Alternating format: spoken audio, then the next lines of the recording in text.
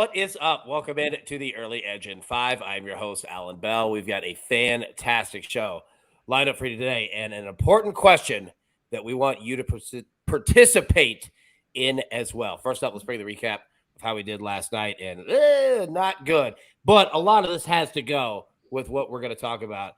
Solid job there. All right, my man Specs coming through. Jasper, as we knew, was going to just bombed there and crushed it on the Stage 11 winner. EC as well with the Wimbledon Picks. So well done, fellas, on that one. Proud of you. Now, tonight, CBS Sports HQ, we had some technical issues last night. Today, we've had the Maestro there at 1 p.m. Eastern, and at 6 p.m. Eastern tonight, we've got Sia, Patrick McDonald, breaking down the Scottish Open and more for the PGA Tour, and then the Maestro and Matt Snyder as well. But enough of me yapping. Let's bring in the stars of the show here, because I have an important question, fellas, that I need to ask you. So first off, Specs, EC, Props, my boys right here. First off, it's good to see you. Okay, here are my thoughts real quick.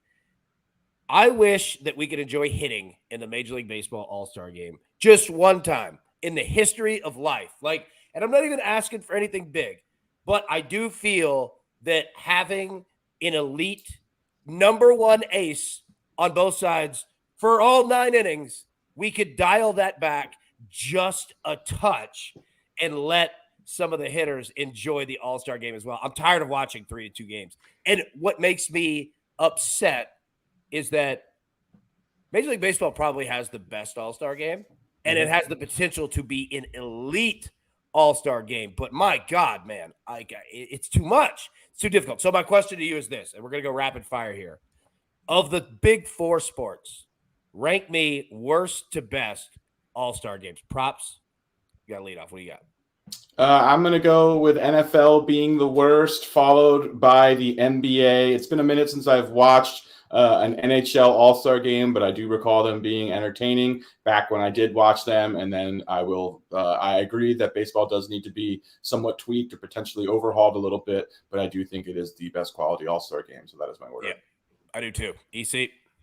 The Pro Bowl doesn't count anymore because RIP. The NBA All-Star game is so bad they killed it. They killed it. The NBA All-Star game is a debacle. Nobody even tries to play defense. I can't even watch it nor bet it. The NHL does this 3-on-3 tournament proppy. They take the divisions. They take 3 guys from each division and play a little. That's kind of cool. So I'll make that number 2. The MLB All-Star game, to your point, AB, I mean, other than putting Jordan Lyles, who's 1-11 in the All-Star game, which is what you want, then we would have plenty of runs scored and home runs hit. I want to see it mean something. So you know what? Bring back the home field advantage, and then we can start betting it accurately. Forget overlines. Make it mean something. Yeah, agreed, man. Specs? I think we're all in agreement here. I mean, you forgot, what about the MLS? They just take a team from Europe and decide to play them with their all-stars. I mean, what if baseball decided to do that? We just go, we take Japan, and then we say, hey, let's make it almost like the World Baseball Classic Junior. Yeah. I like it. No, AB, back in the day, they used to have the college all-stars in football against the world champion. So it'd be the Green Bay Packers in football against all the college all-stars, and then you can imagine what happens. So that got nixed. Yeah, that would be a felony. PropStarz.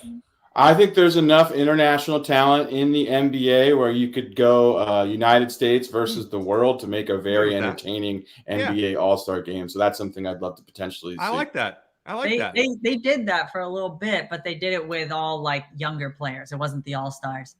But yeah, they had the US and the world, but it was rising stars essentially. That's how they do it. Yeah. All right, Specs. Keep it going. Give us your all picks, right, man. Let's keep going. What do you got today? We love that we finally hit Jasper on the Tour de France, but we're going to take a break from it because tomorrow's stage is just completely unpredictable. That hill stage is all over the place. We're going to go to the MLS. We're taking the Seattle Sounders and the San Jose Earthquakes over 2.5 goals at -110.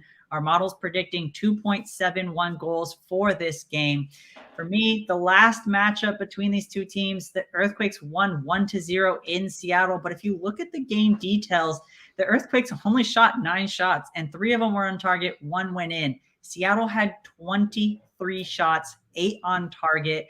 Their expected goals was 2.9. Just an unfortunate game and a great goalie game for the Earthquakes. Because the Earthquakes are at home, I'm picking the game total instead of the Seattle Sounders total, but they should be able to put a couple in the back of the net. Put a couple in, baby. I like it. All right. I like it. You know what? It's Specs, I got to say, proud of you, man. You and EC have both found a wealth of distribution of picks this week. It's not easy to do. So, no. Congrats, man. Like, you guys have done well on that. Was that Goose down there, Props? That is Goose over my shoulder. All right, so I already feel good about this one, man. You got some NFL for us, buddy. What do you got? I do, AB. And if you're a SportsLine subscriber, which I hope every single one of you watching are, if you're not, what are you doing? You have seen on the site already, there is some NFL futures content that has debuted this week, featuring yours truly, a bevy of other experts. So definitely stay tuned for that. We will be releasing futures for every single team, picks on every single category imaginable. I'm going to give one of my favorite plays. It's a season team win total. It's the New England Patriots under 7.5 wins. All due respect to Bill Belichick. He is probably the greatest coach, at least in the modern era. I don't think there's an argument there. But this roster, in my opinion, might be the least talented roster in the NFL right now, particularly offensively. Just looking at this offense, Mac Jones took that big step back, experienced a lot of regression in the sophomore campaign. That was when he wasn't in Bill Belichick's doghouse. Then we've got the wide receiver skill position, might be the slowest group I have ever seen in the NFL, particularly recently. Looking at Devontae Parker, Juju Smith-Schuster, Hunter Henry, Ramondre Stevenson. I don't think one of these guys can run a 4.7 even at this stage of their career. So this team is going to struggle to score. Bill Belichick always has a good defense, but I don't even think if you brought back Rodney Harrison, Teddy Bruschi, Richard Seymour in their primes that they could potentially finish winning 8 games, in my opinion. Going to need to pull a miracle. Also, Warren Sharp's website, Sharp Analysis, I suggest you go check it out. They have the most comprehensive strength of schedule. They rank New England as having the toughest schedule in the NFL this season, coupled with playing in just that brutal AFC East, where it looks like all those teams have taken step forward. So I love fading New England under 7.5 wins, AB. And we are closing in on just a month and a half away from the start of the NFL season. I am so fired up. You will see a ton of NFL futures content from me moving forward as well. Dude. All right. A couple things. Number one, you're spot on with the Patriots in regards to their schedule. We spoke about them last night on CBS Sports HQ, and legitimately their first 4 games is insane, and their last 7 games are even more difficult. Like, their easiest game, I think, is like on the road at Pittsburgh. It's out of control. Number 2, is that Goose's food bowl or water bowl? Food bowl? That's his food bowl, yeah. Okay, so I remembered how you spoke about how Goose eats only the most premium of foods, and I could tell because Goose was housing on that bowl. Like, I mean, just killing it, right? And it was timed. I swear to you, you'll see it when you watch the show back. The second that you stopped with the Patriots, like with your brilliant take, the second that you stopped, Goose stopped and walked off. Like, it was. That's the most because he gave me the take. I was just kind of repeating his words. Perfectly timed thing I've ever seen. See, the question for me is who's faster, Goose or any of the New England skill players? It's not close, Specty. It is not close. I would put Goose. I'd lay him as a 3-1 favorite versus their fastest player. So it's not close, Specty. That's a great question. I like it. EC, man, bring us home. You got a bunch of picks today, dude. Yeah, I couldn't make early wedge yesterday. You filled in there, AB. So we got 4 golf picks, but let's start in Wimbledon. We're 2-0 in the last 2 days. So let's roll with the women's semifinals tomorrow. Elina Svitolina and, of course, AB's favorite, Marketa Vondrousova, over 2.5 sets at plus 115 on DraftKings. So 3 of Svitolina's last 4 have gone 3 sets. Vondrousova's last 2 have gone 3 sets. And 2 of their last 4 meetings combined, albeit in 2018, 2019, it's been a while, went 3 sets. It's going to be a really tight match between the lefty Vondrousova and Svitolina, who just had a baby like less than a year ago. She's already back and competing for a spot in the finals. I think it goes over 2.5 sets. Let's go 3-0 in women's tennis. I'm feeling pretty good about it. All right, in golf, we got the Scottish Open. It starts late tonight, so get your bets in beforehand. I got 3 placement bets, and then we've got finishing position bets, and then a parlay. So we'll start with Alexander Bjork, top 40 at plus 130 on FanDuel. So this is a guy on the DP World Tour in Europe. He's played 14 events. He's made the cut in every single one of them, has 7 top 10s, and has finished top 40 in 13 of the 14 events. So how can I not do it here at plus money? Okay, there's one down. Then here's a guy, I write this SportsLine column on Mondays, the fantasy column. I just started writing that. Check that out as Proppy, tease the site. Well, so will I. So some guy named Daniel Hillier from New Zealand. I put him as a surprise candidate. He was 300 to 1 to win outright earlier in the week. That's gone down. So he's only plus 195 on FanDuel to finish top 40. Once again, I have no idea who this guy is, but in his last 4 starts, he has a first place, a T3, and a T5. So he's finished in the top 5 in 3 of his last 4 starts, and I'm getting plus 195 for a top 40. Okay, fine. I'm good with that.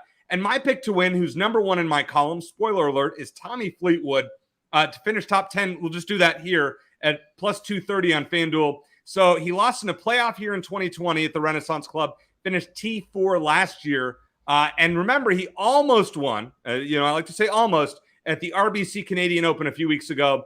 Also finished T4 at the Open Championship last year. Safe to say I'm going to be betting him again next week. But let's roll with plus 230 in the top 10. And then I had to give you guys a parlay like I always do. Matthew Fitzpatrick, Tommy Fleetwood, and Jordan Spieth, all top 20s at plus 850 on FanDuel. You can find this one under tourney specials. Fitzpatrick lost in a 3-way playoff here in 2021. Followed that up with a T6 here last year. Jordan Spieth was T10 here last year and has 5 top 10s in link-style Open Championship appearances. So keep your eye on that for next week. I think both of them, as well as Fleetwood, finished top 20. And I think we're just going to cash big on these 5 plays today, AB. All right. If you feel it, I feel it. Now, I do have to say, when you were saying like T4, I was thinking of T2 Judgment Day. I wanted those, I can't even think of the word, but when it pops on the screen, it's like a red stamp, and it's like T2. Yeah, I wanted one of those. That means tied for when I say that. So it means that they tied in that position. So basically the one guy has a first, a third, and a fifth, but he tied for third and fifth. That's fine. We still cash a top 40 if he finishes in the top 5. There's your thing. If Big Cheesy's paying attention today. There you go. Specs, take that back to your AI robot clubs right there. Take that back to Skynet, AB. Yeah. Get some of that Skynet. All right, everybody, grab your paper, grab your pencil. This one's for our man Jasper, winning stage 11. Dude, well done on that one. EC is on Svitolina Vondrousova over 2.5 sets at, for some reason, put plus 111. What is that there?